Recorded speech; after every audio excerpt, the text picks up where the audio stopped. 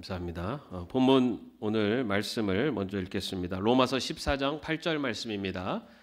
로마서 14장 8절 말씀 같이 읽겠습니다. 우리는 살아도 주님을 위하여 살고 죽어도 주님을 위하여 죽습니다. 그러므로 우리는 살든지 죽든지 주님의 것입니다. 아멘. 신약 성경 여행 지금 5번째 시간인데요. 첫 시간에는 신약 성경의 형성에 대해서 2시간에 걸쳐서 말씀을 드렸습니다. 그 다음에가 뭐였죠? 신약 성경에 뭐였습니까?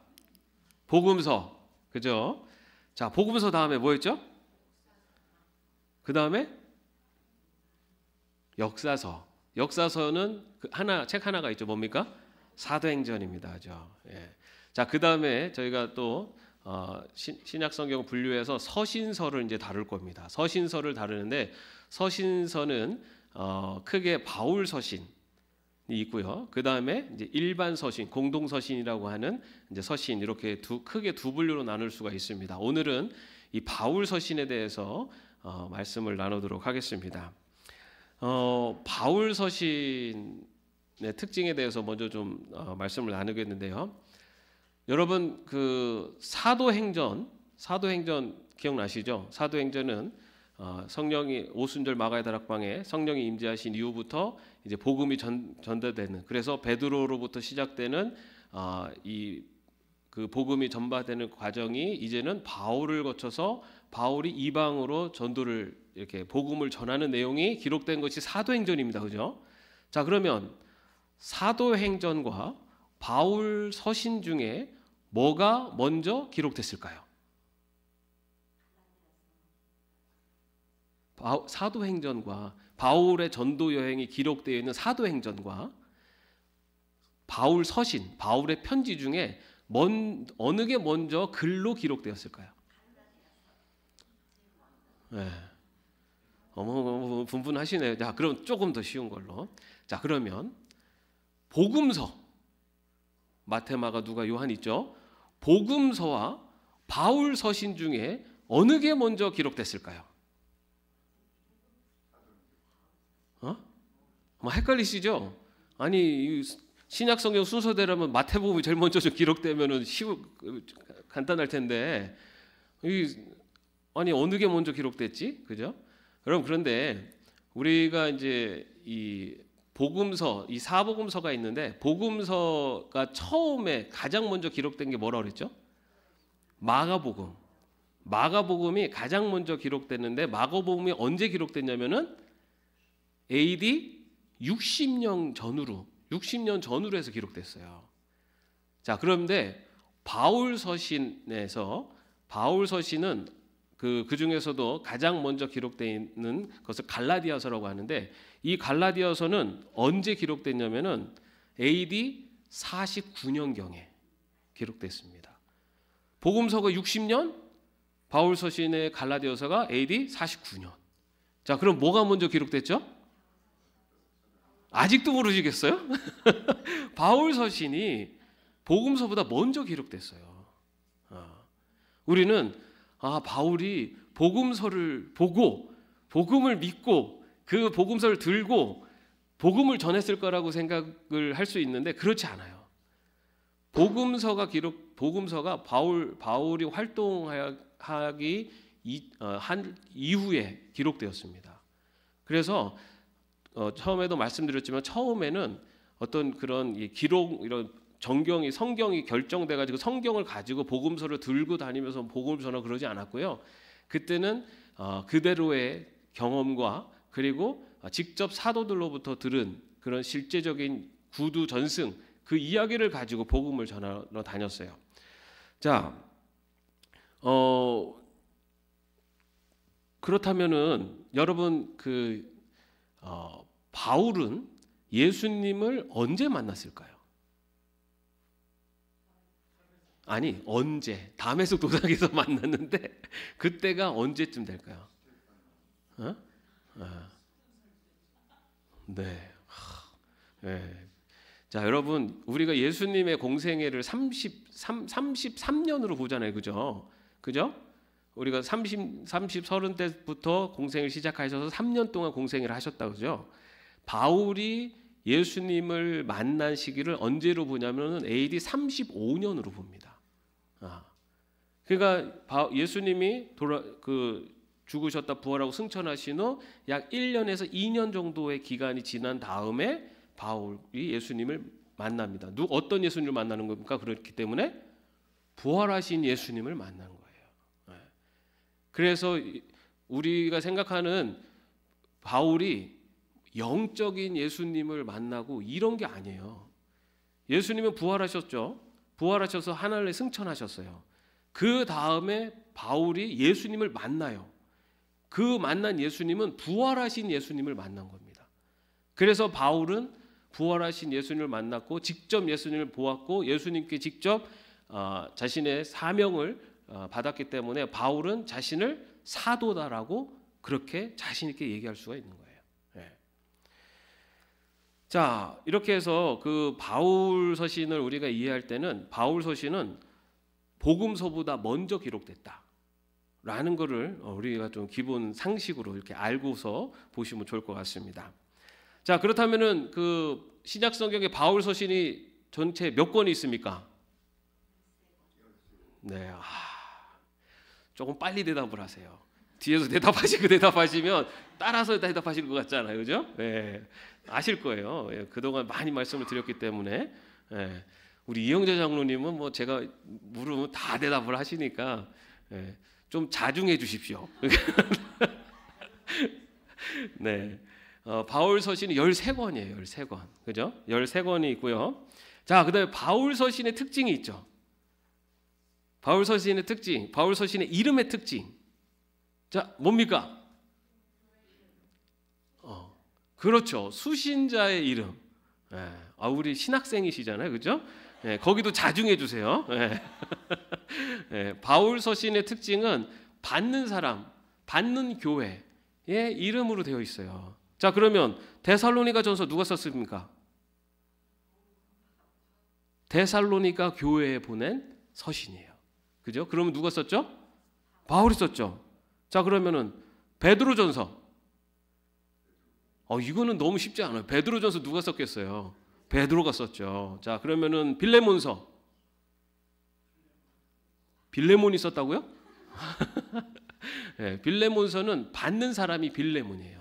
바울이 빌레몬에게 보낸 편지입니다. 그래서 여러분의 신약 성경에서 받는 사람 또는 받는 교회 이름이 나오는 책은 바울 서신이다. 이렇게 생각하시면 돼요. 그리고 나머지는 쓴 사람의 이름이 기록되어 있어요. 자, 그러면 히브리서 누가 썼습니까? 히브리라고 하는 교회가 있나? 아니면 히브리라는 사도가 있나? 누굴까요? 히브리서는 정확하게 누가 썼는지 모릅니다.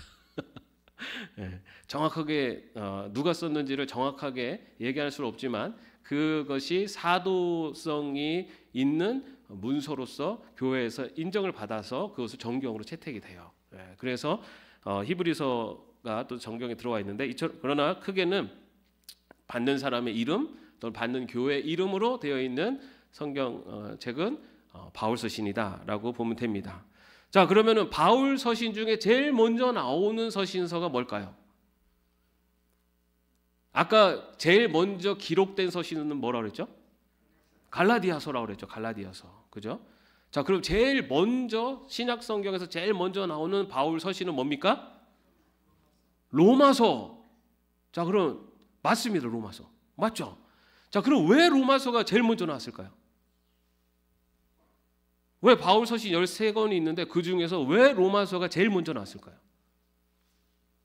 네? 중요해요. 맞죠? 로마서 얼마나 중요합니까? 좀 비슷해요. 바울 서신이 로마서가 제일 먼저 나오고 그 다음에 고린도 전후서가 나오고 이렇게 나온 이유는요. 분량이 많은 순서대로예요. 할 말이 많은 순서대로 나온 거겠죠. 그 바울 서신의 순서는 분량이 많은 순서대로 이렇게 순서가 기록되어 있어요. 여러분 성경 구약 성경에도 그렇게 되는 곳이 많아요. 분량이 많은 선지자의 여러 선지서 중에 분량이 많은 것을 이렇게 대선지서라고 해가지고 이렇게 앞부분에다가 배치하기도 합니다. 자, 그래서 분량이 많은 순서대로 해서 로마서, 그다음 고린도 전후서 이런 식으로 이렇게 바울 서신이 기록되어 있습니다. 자, 그런데 이 바울 서신 13개도 이렇게, 그런데 그 내용에 따라서, 그 특징에 따라서 이렇게 분류를 해요. 분류를 하는데 그 바울이 처음에 쓴 게 뭐라고 그랬죠? 갈라디아서. 그리고 그래서 바울이 초기에 쓴 서신을 분류해서 초기 서신으로 해가지고 갈라디아서와 데살로니가 전후서를 초기 서신으로 분류를 합니다. 그러니까 바울이 처음에 이제 편지를 쓰기 시작할 때 처음 쓰기 시작한 서신으로 그렇게 분류를 하고요. 그 다음에 그 바울이 쓴 서신서들 중에 4대 서신이 있어요. 4대 서신. 4대 서신. 그게 뭐냐면은 뭘까요? 우리 집사님, 김우엽 집사님 말씀하신 대로 뭐죠? 왜 4대 서신이라고 했을까요? 할 말이 많은, 분량이 많은. 그래서 그 로마서, 고린도 전후서, 갈라디아서 이렇게 이것을 4대 서신으로 분류를 해요. 그래서 분량이 많아요. 정말. 그래서 바울이 어떻게 보면 가장 많은 이야기들을 담고 쓴 그 서신이 바로 이 4대 서신으로 분류를 합니다. 자, 그 다음에 바울이 그 옥중에서, 감옥에서 쓴 서신이 있어요. 그래서 그걸 뭐라고 그러냐면은 옥중 서신이라고 합니다. 그거는 어떤 것이 있냐면 에베소서, 빌립보서, 골로새서, 빌레몬서. 이게 옥에서, 감옥에서 쓴 서신입니다. 그리고 또 바울이 이 목회를 하고 있는 후배 목회자들 또는 믿음의 아들에게 쓴 편지가 있어요. 뭐냐면은 목회 서신이라고 합니다. 목회 서신. 그게 뭘까요? 디모데 전후서, 디도서. 디모데 전후서, 디도서. 이 디모데는 에베소에서 그 목회를 하고 있는 그 목회자입니다. 그래서 이 바울이 그 로마에서 이렇게 감금되어 있을 때, 그때 디모데에게 이렇게 쓴 편지예요. 그 안에는 그리고 디도서는 그레데 섬에서 목회를 하고 있는 디도에게 보내는 편지입니다. 그래서 그 안에는 이 바울이 전해준 이 복음이 무엇인지에 대해서 다시 한번 정확하게 전달을 해주고, 그 다음에 이제 거기에는 이제 목회를 하고 있는 디모데와 디도에게 도움을 주기 위해서 감독과 뭐 집사, 이런 장로의 자격, 이런 사람을 지도자로 세워야 된다. 이런 것들을 이렇게 기록을 해놨어요. 왜냐하면은 그 디모데와 디도가 목회를 하고 있는데, 목회를 하면서 이런 사람을 교회 지도자로 세워야 된다라는 말과 더불어 목회자는 이렇게 살아야 된다라고 하는 내용을 기록한 것이 디모데 전후서와 디도서의 내용입니다. 자, 그렇다면 이 아까 그 바울 서신이 이렇게 집필되는 그 순서가 있었습니다. 그죠? 자, 요거를 우리가 그 사도행전을 근거로 해서, 사도행전이 그 바울이 이방전도를 하는 그 루트를 이렇게 소개를 하잖아요. 그거를 사도행전과 더불어서 그 바울 서신이 어떤 게 언제 기록이 됐는지, 그리고 왜 기록이 됐는지에 대해서 간단하게 좀 살펴보겠습니다. 자, 바울이 아까 몇 년도에 예수님을 만났다고 그랬죠? 35년. AD 35년경에 예수님을 만나요. 그 다음에 바울이 회개하고 그 다음에 아라비아 지역에 가서 또 거기에서 지내다가 그 다음에 다시 예루살렘에 왔다가 고향으로 가서 거기에서 있다가 다소에서 다시 안디옥으로, 또 안디옥 교회로 불림받고 1차 전도 여행을 떠나기까지 약 10여 년의 시간을 흘러갑니다. 그러다가 이 바울이 그 시리아 안디옥 교회에서 이제 그 1차 전도 여행을 떠납니다. 1차 전도 여행을 떠나는데 그때가 언제냐면은 AD 46년에서 48년까지 그 기간 동안에 1차 전도 여행을 떠났다가 돌아와요. 처음에는 그 갈라디아 지역 그렇게 멀리까지는 가진 않고 그래도 배 타고 가가지고 다소로 해가지고 그 안쪽으로 이렇게 좀 들어갔다가 다시 배 타고 나오는 그런 좀 짧은 거리이지만 그 지역 갈라디아 지역으로 첫 번째 전도 여행을 떠납니다. 근데 첫 번째 전도 여행을 떠나가지고 거의 죽을 뻔했어요. 예, 막 돌에 맞아서 막 죽은 시체인 줄 알고 갖다 버리고 막 이렇게 해가지고 정말 목숨을 걸고 거기 가서 복음을 전했어요. 첫 번째 복음을 전합니다. 그렇게. 예. 그렇게 해가지고 그렇게 해서 이제 구사일생으로 다시 안디옥에 돌아왔다가 그 다음에 그 이제 예루살렘 교회 예루살렘 회의에 이 복음의 내용을 전하기 위해서 가는 그 중간 사이에 쓴 편지가 갈라디아서입니다. 이 갈라디아서는 어디에 보내는 편지일까요? 아니 금방 까먹으셨어요? 갈라디아 지역에 있는 교회에 보낸 편지예요. 갈라디아 교회 지역이 어디냐면은 바울이 1차 전도 여행을 떠나서 복음을 전했던 지역입니다. 그 지역에 갈라디아서 편지를 보내는 거예요. 여러분 요즘처럼 뭐 전화기가 있습니까? 뭐가 있습니까? 아무것도 없잖아요. 그러니 어쨌든 복음을 전해서 교회 거기에 복음을 전해서 믿는 자들이 생겨났는데 그곳에 대한 소식을 듣게 돼요. 근데 어떤 소식을 듣게 되냐면 그 갈라디아 교회에 거짓 교사들, 거짓 유대인들이 그 교회들에 들어가 가지고 너희들도 이 할례를 받아야 되고 율법을 지켜야지 구원받는다. 예수만 믿어서는 구원받지 못한다라고 하면서 그 사람들을 유혹하는 겁니다. 현혹시키고. 그리고 그들의 그런 가르침에 넘어가는 사람들이 많이 생기고 있다라는 그런 소식을 듣게 돼요. 그래서 이 바울이 너무너무 답답한 마음에 편지를 쓰는 겁니다. 그래서 내가 여러분에게 전한 복음은 어떤 것인지, 그리고 그 거짓 교사들, 그 거짓 가르침을 가르치는 사람들에 대해서 아주 신랄하게 비판을 합니다. 그런 내용들이 갈라디아서에 있어요. 자, 그렇게 해서 갈라디아서를 이제 보내게 되는데요. 그 다음에 이제는 그 2차 전도 여행을 또 떠나게 돼요. 2차 전도 여행은 50년부터 52년까지 이렇게 떠나게 되는데 2차 전도 여행 때 어디를 지냐면 갈라디아는 이렇게 한번 쑥 지나가면서 한 번씩 이렇게 교회를 점검하고 가고요. 그 다음에 어떻게 가냐면은 이제 그 원래는 2차 전도 여행 때 이 바울이 가고 싶었던 데는 에베소 쪽이었어요. 근데 에베소 쪽으로 가려고 했는데 그게 다 차단되면서 그때 이제 그 바울의 꿈속에 마케도니아인이 나타나서 마케도니아로 오라고 하는 그 꿈을 꾸게 돼요. 환상을 보게 됩니다. 그래서 이 바울이 아테네로 가려고 하는 길을 돌아서 마케도니아, 다시 말해서 지금 유럽 쪽으로다가 넘어가게 됩니다. 그래서 그 유럽 쪽 빌립보 지역을 해서 쭉 내려오면서 고린도에 이르기까지 지금의 그리스죠. 거기 고린도에 이르는 그 지역을 다니면서 복음을 전하게 돼요.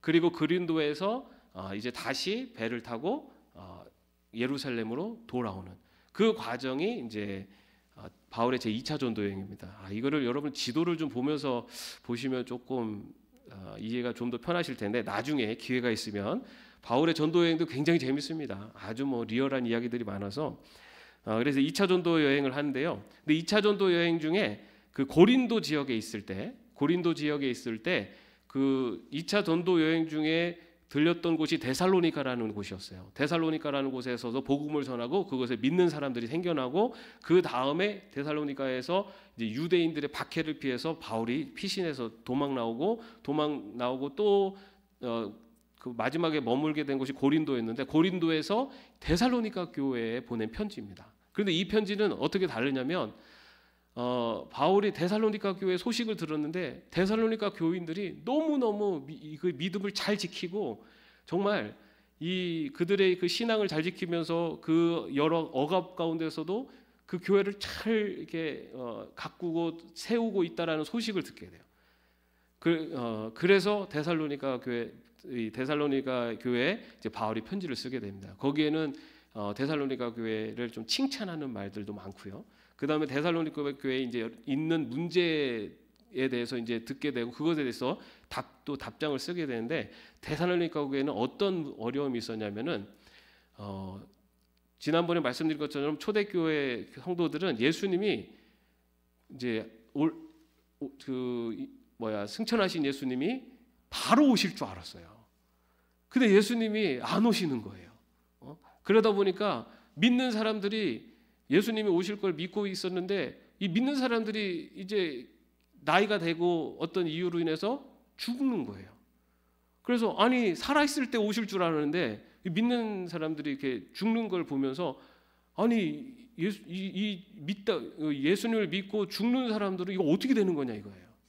다 예수님 오시면 다 하나님 나라로 이렇게 다 이게 입성할 줄 알았는데 그러니까는 그 데살로니가 교회에서 믿는 사람들이 죽음에 대한 문제, 죽음 이후에 대한 문제를 가지고 교회가 좀 어려움이 생깁니다. 그래서 그 내용을 기록해서 보낸 편지가 데살로니가 전후서입니다.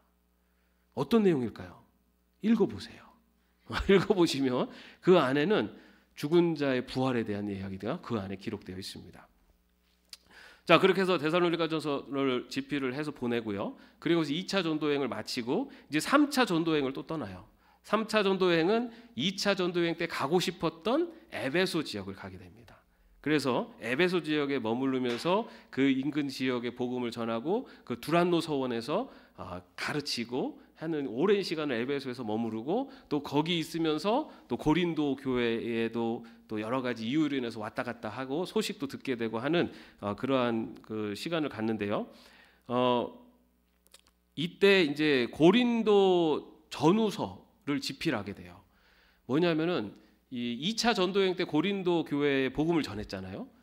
그리고 그 에베소에서 머물고 있는데 고린도 교회가 문제가 많은 거예요. 그래서 소식이 들려오는 거죠. 고린도 교회가 지금 바울파, 아볼로파, 게바파, 그리스파 해가지고 막 교회가 막 다 파당이 나눠져서 서로 싸우고 있고 그리고 고린도가 굉장히 음란한 지역이거든요. 그런데 성도들이 예수님 믿는다고 하면서도 음란한 생활을 버리지 않고 있고 근데 교회는 그걸 그냥 다 받아들여주고 있고 그리고 바울의 사도성에 대해서 다 막 의심하는 사람이 생기고 완전히 난장판이 되어 있는 고린도 교회 소식을 듣게 됩니다.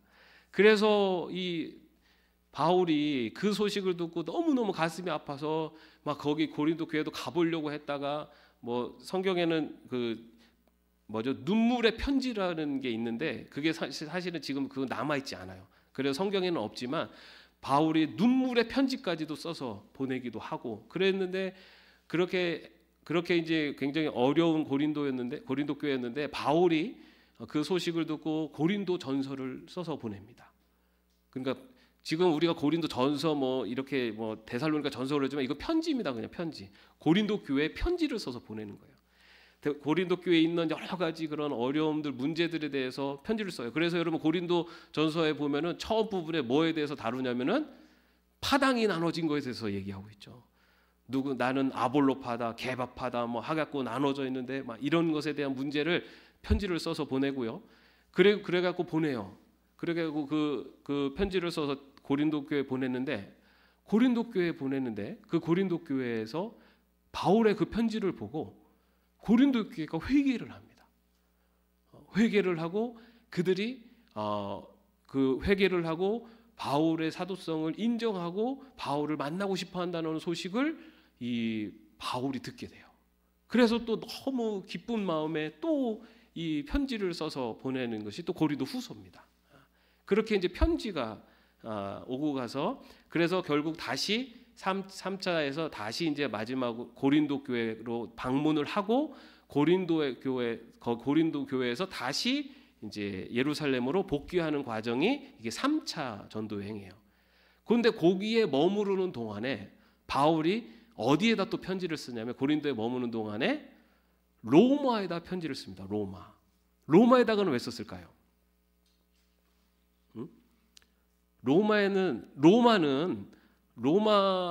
바울이 복음을 전한 곳이 아니에요, 여러분. 그죠? 바울의 전도 여행 중에는 로마는 아직 없어요. 그런데 로마는 그 예루살렘 교회가 이렇게 박해를 당해서 흩어질 때 그때 성도들이 이곳저곳으로 많이 흩어졌는데 그때의 로마 지역으로도 유대인 그리스도인들이 넘어가서 그곳에서 복음을 전하고 거기에서 로마 교회가 이루어졌다라고 그렇게 기원을 봅니다. 자, 그런데 어쨌든 거기는 바울이 그 전도해서 세운 교회가 아니에요.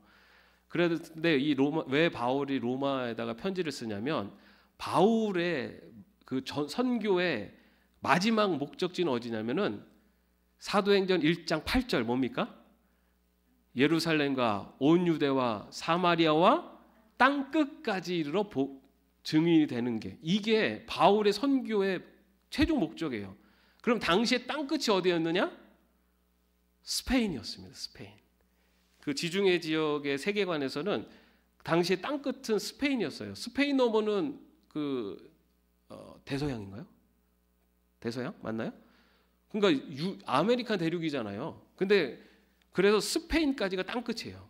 근데 이쪽 예루살렘에서 스페인까지 가려면 어디를 거쳐 가야 되냐면은 로마를 거쳐 가야 돼요. 그래서 이 바울은 로마를 거쳐서 스페인에 가기 위해서 로마 교회에다가 이제 내가 누군지를 알려주는 거예요. 그리고 내가 전하는 복음이 어떤 건지를 알려주고 그리고 내가 왜 로마로 가고 싶어 하는지도 알려줍니다. 그래서 여러분 로마서를 읽어보면은 우리가 로마서를 보면은 굉장히 교리적이라고 하잖아요. 왜 그런 내용들이 기록되어 있냐면은 저희 로마 교회 사람들은 바울을 몰라요. 그렇기 때문에 바울이 내가 믿는 이 복음이 뭔지 예수님이 어떤 분인지를 정확하게 알려줘야 돼요. 그래서 내가 믿는 복음은 어떤 것이고 예수 그리스도의 은혜가 뭔지 이것에 대해서 로마 교회에다가 알려주고 그 다음에 그 안에 내용을 보면 내가 여러분의 교회에 들리고 그리고 땅끝까지 복음을 전하기 위해서 여러분의 교회에 방문할 겁니다 라는 내용의 편지를 써서 로마로 보냅니다. 그리고 나서 이제 예루살렘으로 복귀를 하게 돼요. 이게 이제 3차 여행의 끝이에요. 그런데 바울은 아마 로마를 가게 될 때 이렇게 4차 전도 여행처럼 갈 생각을 했을 거예요. 그런데 아시는 것처럼 3초 전도 여행이 끝나고 나서 바울이 이제 유대인들에 의해서 체포가 되고 결국 거기 로마 황제에게 그러니까 로마 시민권자였기 때문에 재판을 신청해서 결국은 그 로마까지 압송이 되는. 그래서 배를 타고 로마까지 가다가 태풍을 만나가지고 물에 빠져 죽을 뻔한 이제 그런 경험도 하고요. 그렇게 해서 결국은 로마로 가게 됩니다. 자, 그래가지고 로마에 갔을 때 지금 바울은 어떻게 보면 이제 재판을 받으러 갔고 그리고 많은 그 유대인들 그리고 로마에서 압송하는 사람들이 이 바울은 재판이 필요하지만은 이게 피고인으로 간 거죠. 피고인. 그렇기 때문에 처음에 가가지고서는 감금이 돼요. 가택연금처럼. 그러나 좀 이렇게 왕래는 할 수 있는. 그래서 이때 이제 로마에 감금이 되는데 거기까지의 내용, 거기에서 또 편지를 보내게 되는데 그때 쓴 편지가 뭐냐면은 에베소서, 골로새서, 빌레몬서. 이것을 로마에서 감금돼 있는 상태에서 이렇게 편지를 쓰게 됩니다. 그리고 또 빌립보서도 그때 이제 기록을 하게 되는데요. 그러다가 로마 감금에서 좀 이렇게 풀려나는 때가 있었어요. 그때 풀려나는 때를 4차 전도 여행이라고 하기까지는 좀 어렵고 그리고 이 4차 전도 여행은 사실은 기록에 정확하게 남아있지가 않아요. 그러나 이 풀려나는 때가 있었는데 그때에 풀려나서 또 그 편지를 썼던 곳이 빌립보서, 디모데전서, 디도서를 이제 그때 이제 각 지역에 그리고 디모데에게, 디도에게 이렇게 보냈다. 그리고 그러나 네로 황제에 의해서 기독교인들이 이제 탄압을 받게 되고 하면서 그때 이제 완전히 로마에 잡히게 되면 감금이 되고 지하 감옥에 갇히고 이제는 죽음을 앞두고 있는 상태에서 마지막으로 바울이 쓴 편지가 디모데 후서입니다. 그러니까 바울이 마지막으로 쓴 편지가 디모데 후서예요. 여러분 디모데후서의 내용에는 그래서 디모데후서 4장 7절 8절 말씀에 이런 말씀이 있어요. 여러분 이 말씀 굉장히 많이 들었을 거예요. 왜냐하면은 제가 장례식 때 굉장히 많이 설교하는 말씀입니다. 뭐냐면 나는 선한 싸움을 다 싸우고 달려갈 길을 마치고 믿음을 지켰습니다. 이제는 나를 위하여 의의 면류관이 마련되어 있으므로 의로운 재판장이신 주님께서 그날에 그것을 나에게 주실 것이며 나에게만이 아니라 주님께서 나타나시기를 사모하는 모든 사람에게도 주실 것입니다. 이게 디모데후서 4장에 기록되어 있는 말씀입니다. 여러분 바울이 이 편지를 쓸 때가 이제는 정말 로마의 지하 감옥에서 이제는 정말 형장의 이슬로 사라지는 이 직전에 디모데에게 보내는 편지에 이 내용이 있는 거예요. 그래서 이 고백은 바울이 죽음을 앞두고 자신의 마지막 신앙 고백을 한 내용이라고 말할 수가 있습니다. 그렇게 로마 감옥에 갇혀 있던 바울은 67년에서 68년에 결국 순교를 당합니다. 자, 이렇게 바울의 전도 여행과 연결돼서 그 서신서들이 쓰여지고 그 서신서들이 이제 이렇게 전달되는 것을 볼 수가 있습니다. 자, 그런데 여러분 그러면은 바울 서신은 편지라고 그랬잖아요, 그죠? 여러분 그러면은 바울 서신은 누가 썼을까요? 여러분 지금 신약 필사 하시죠? 여러분 신약 필사 하시는데 그 필사 하시는 거 어떻게 간단하세요? 쉬우세요? 막 팔이 떨어질 것 같지 않으세요? 막 쓰다 보면 여러분 예를 들어 로마서 한번 다 써보세요. 안 쉬고 쓸 수 있습니까? 여러분 우리가 바울 서신을 바울이 직접 썼을 거라 생각하는데 아니에요. 바울 서신은 구두로다가 바울이 이렇게 불러주면은 그 옆에서 대피라는 사람이 있었어요. 그래서 그 로마서 16장 22절에 보면은 이 편지를 받아 쓰는 나 더디오도 주님 안에서 여러분에게 문안합니다. 이렇게 나와요. 뭐냐면 바울이 불러주는 것을 옆에서 받아 쓰는 대필자가 있었어요. 그런데 그러면 왜 바울이 직접 쓰지 왜 대필을 했느냐? 뭐 여러 이유가 있는데 그 중에 하나를 뭘로 보냐면 바울이 자기 스스로를 이야기할 때 내 몸에 가시가 있다라는 그런 표현을 해요.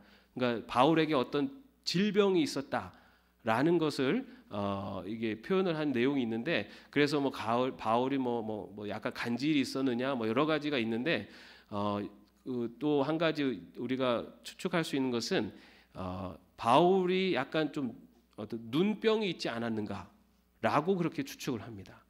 그래서 본인이 직접 그거를 다 보면서 이렇게 글을 쓰면서 하기가 어려운 상황이었기 때문에 대피를 썼을 것이다. 이렇게도 보고요. 그 다음에 당시에는 그렇게 편지를 쓰는 게 직접 편지를 쓰는 사람이 쓰기도 하지만 당시에는 대피를 하는 문화가 일반적이었습니다. 일반적으로 편지는 그 하층민들은 거의 못 써요. 왜냐하면은 편지지도 비싸고 그리고 그 편지 자체를 구하는 것 자체가 뭐 쉽지 않았기 때문에 그렇기 때문에 어느 정도 그런 것들을 이런 것을 받쳐주는 사람들이 쓸 수가 있어요. 그렇기 때문에 그때는 그런 거를 써주는 하인이나 아니면 그런 걸 대필해주는 사람을 고용해 쓸 수 있는 사람들이 편지를 많이 썼습니다. 그래서 바울도 직접 쓰지 않았던 것. 근데 바울이 뭐 넉넉해서가 아니라 그에게 어떤 신체적인 쓸 수 없는 그런 어려움이 있었기 때문일 것이다라고 그렇게 얘기를 합니다. 그런데 그러면은 대필을 해서 썼으면 바울이 아니라 다른 사람이 그냥 자기가 써가지고 바울이 썼다 그러고서 보내버리면 그럼 그게 바울 건지 아닌지 어떻게 알아요? 그죠? 그러면은 이게 바울 건지 바울이 쓴 건지 아닌 건지를 어떻게 구별을 할 수 있을까요? 스타일. 좋습니다. 근데 바울 서신도요. 서신마다요. 그 스타일이 다 조금씩 달라요. 당시에는요. 어떻게 그걸 구분했냐면 그 서신을 쭉 쓰고 마지막에 몇 구절은 직접 본인이 대문자로 다른 글자보다 좀 더 큰 글씨로 해서 마지막 글자는 그 본인이 직접 기록을 했습니다. 그래서 그것이 일종의 사인이었어요. 내가 썼다라는. 그러니까 요즘 같은 뭐 도장 팡 찍을 수도 있는데 그 마지막에 마지막에 몇 구절을 직접 큰 글자, 다른 글자보다 좀 더 크게 해가지고 직접 대문자로다가 이렇게 기록을 해서 이것이 바로 바울의 편지다라는 것을 이렇게 증명했다고 합니다. 자, 그렇게 해가지고 바울의 이 서신이 구두로 된 것을 대필해서 보내줬습니다. 근데 여러분 실제로 보십시오. 로마서, 뭐 고린도 전후서 얼마나 많아요. 그게 편지라고 생각해 보세요. 여러분 편지 아무리 연애를 할 때도 편지 그렇게 많이 쓰실 수 있으시죠? 쓰셨을 거라고 생각하는데 그렇게 많이 쓰기 쉽지 않잖아요. 근데 엄청난 양이에요. 사실은 양이. 근데 그것을 편지로 써서 다 이렇게 그 교회 그 지역으로 이렇게 보냈었다는 겁니다. 그런데 그 서신서의 내용들은 주로 어떤 내용들이었느냐? 주로 어떤 내용이냐면요. 그 교회 또는 그 사람에게 어떤 문제가 있고 뭔가 그 질문이 있거나 했을 때 그거에 대해서 답변을 해주고 그리고 그 문제에 대한 이 바울이 믿음의 관점에서 본 해결책들을 기록한 내용들이 대부분입니다. 바울 서신을 보면 그래서 이렇게 그 서신을 잘 읽어보면은 그 교회에 무슨 문제가 있었는지 대충 알 수가 있어요. 왜냐하면 거기에 다루는 게 그 교회에 문제가 있는 거예요. 아까 말씀드린 대로 고린도 교회 보낸 편지에 게바파, 바울파 막 얘기하면은 무슨 일이 있었겠습니까? 그 교회에. 저 교회가 지금 파가 나뉘어서 싸우고 있구나. 이런 게 있는 거예요. 갈라디아에 있는 교회에 보내는 편지에는 보면은 막 그 거짓 복음을 전하는 사람들을 굉장히 막 저주하는 막 내용까지 나와요. 그래서 저 갈라디아에 있는 교회 지금 뭔가 이단이 들어와 갖고 난리를 피고 있구나. 이런 거를 이렇게 짐작할 수 있습니다. 그래서 그런 내용들을 보내요. 여러분 근데 왜 그렇게 하느냐면은 당시에는 이게 교회가 이런 신학적으로 이런 것이 단단하게 착 자리 잡을 때가 아니잖아요. 막 교회가 생겨날 때다 보니까 아직 그런 기반이 약해요. 그래서 그런 기반을 약하기 때문에 이런 이단이나 이런 그 여러 가지 이 외부의 어떤 그 음란함 여러 가지 세속적인 문화 이런 거에 그냥 막 노출되다 보니까 막 교회가 시끄럽고 흔들리고 막 유혹받는 거예요. 그래가지고 그런 걸 하나하나 다 기록을 해가지고 편지로 다 보내게 됩니다. 자, 그러다 보니까 바울 서신에는 그 바울 서신을 잘 읽다 보면 바울의 감정이 막 느껴져요. 바울이 지금 어떤 감정으로 그 편지를 쓰고 있는지 여러분들 바울 서신을 읽을 때 한번 그 바울이 돼서 한번 그 마음을 한번 느껴보세요. 그러면 아까 말씀드린 갈라디아에서 보면요, 막 열이 받아가지고 막 이 거짓 그 복음을 전하는 사람들은 막 저주해요, 막 편지에다가 막 저주해요. 근데 좀 이해도 돼요. 왜냐하면 갈라디아서가 아까 말씀드린 1차 전도 여행 때 복음을 전한대요. 자기가 처음으로 가가지고 거의 죽을 뻔했어요. 거기서 맞아 죽을 뻔했다고요. 돌에 직접 맞았죠. 맞아가지고 거반 시체가 됐었는데 거기서 간신히 살아났고 도망 다니고 해가지고 그래서 복음을 세워가지고 교회를 세워놨는데 그 교회에 그냥 그 이단 복음을 듣고 간 사람들이 막 교회를 한가는 이 바울이 얼마나 열이 받겠어요. 그러니까는 막 열받아가지고 막 그 저주를 막 퍼붓습니다. 그 거짓 복음을 전하는 사람들. 그리고 그 복음을 듣고서는 바울의 사도성을 의심하고 바울을 의심하고 하는 그런 교인들에 대해서도 막 뭐라고 해요. 그래서 그 감정이 막 그 안에 녹아 있어요. 그리고 뭐 고린도 전서 같은 경우도 그 고린도 교회가 막 시끄럽고 그럴 때 이 고린도 바울의 사도성에 대해서 막 이제 막 바울의 사도성이 가짜다. 바울은 진짜 사도가 아니다. 막 하면서 막 바울을 의심하고 막 바울을 믿지 못하는 사람들이 막 생겨나요. 그래가지고 그들의 그런 이야기를 듣고 고린도전서 9장 15절 말씀에 보면은 이렇게 또 편지가 돼 있어요. 그러나 나는 이런 권리를 조금도 행사하지 아니하였습니다. 또 나에게 그렇게 하여 달라고 이 말을 쓰는 것도 아닙니다. 그렇게 하느니 차라리 내가 죽는 편이 낫겠습니다. 아무도 나의 이 자랑거리를 헛되게 하지 못할 것입니다. 바울이 자기가 사도라고 그러면서 자기 사도 권세를 가지고 막 자기들을 힘들게 한다, 자기들에게 강요한다, 막 이런 사람들이 생겼는데, 바울이 내가 정말 사도성을 갖고 당신들을 괴롭히는 거라면 내가 죽는 것이 낫겠습니다. 이렇게 막 편지를 쓰는 거예요. 그런 감정들이 편지 안에 녹아져 있습니다. 어떻게 보면은 굉장히 개인적인 서신서, 개인적인 편지인데, 그런데 이 바울 서신이 결국은 그 서신서가 많은 교회들, 어느 한 교회뿐만 아니라 그 지역에 있는 많은 교회들의 그것이 회자가 되게 되고 그것을 공유하게 되고, 그러면서 그 바울 서신이 당시에 그 1세기의 많은 교회들 안에서 일종의 정경으로서 자리를 잡아가게 됩니다. 아까 말씀드린 대로 막 감정적인 표현도 있고 또 우리 교회랑은 상관없는 다른 교회 얘기들도 있고, 그런데도 왜 이 바울의 서신이 이렇게 정경으로 그 초대교회 1세기 교회들에서 다 받아들여지고 읽혀지게 됐을까? 여러분, 그 이유는요, 바울의 예수님을 사랑하는 마음의 진실함이 모든 성도들에게 통했기 때문이에요.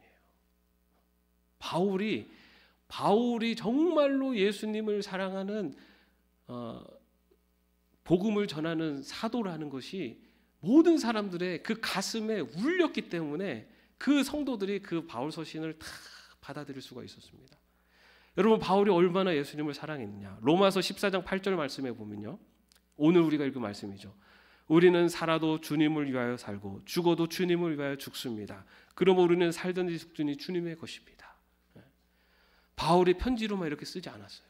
바울은 정말로 복음을 전하다가 죽을 고비를 수차례 넘겼습니다. 정말 복음을 전하기 위해서 다 버리고 너무나 고통스럽고 힘든 길이었지만 그 길을 다 걸었어요. 그리고 그 내용들을 편지로 글로 썼기 때문에 그 많은 성도들이 그 바울의 예수를 사랑하는 진실을 알고 그 글을 다 받아들인 겁니다. 그리고 또 하나가 있어요. 고린도후서 2장 4절에 보면요, 나는 몹시 괴로워하며 걱정하는 마음으로 많은 눈물을 흘리면서 여러분에게 그 편지를 썼습니다. 그러나 그것은 여러분을 마음 아프게 하려고 한 것이 아니라 여러분을 내가 얼마나 극진히 사랑하고 있는지를 알려주려고 한 것이었습니다.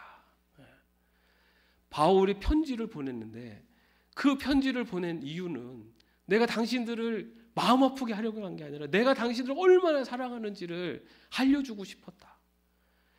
바울이 교회를 얼마나 사랑하는지 그 마음이 성도들에게 전해진 거예요.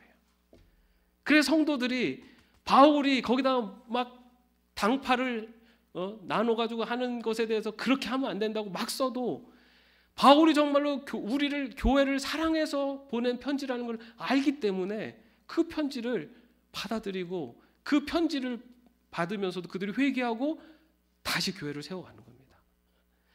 예수님을 사랑하는 그 진실한 마음과 교회를 사랑하는 그 진실한 마음을, 이 바울의 그 마음을 알았기 때문에 1세기의 그 많은 교회들이 그 바울의 편지들을 정경으로, 이것이 바로 기독교의 모습이고 교회의 모습이어야 된다고 받아들이고 또 그것을 따르면서 살았다는 거예요.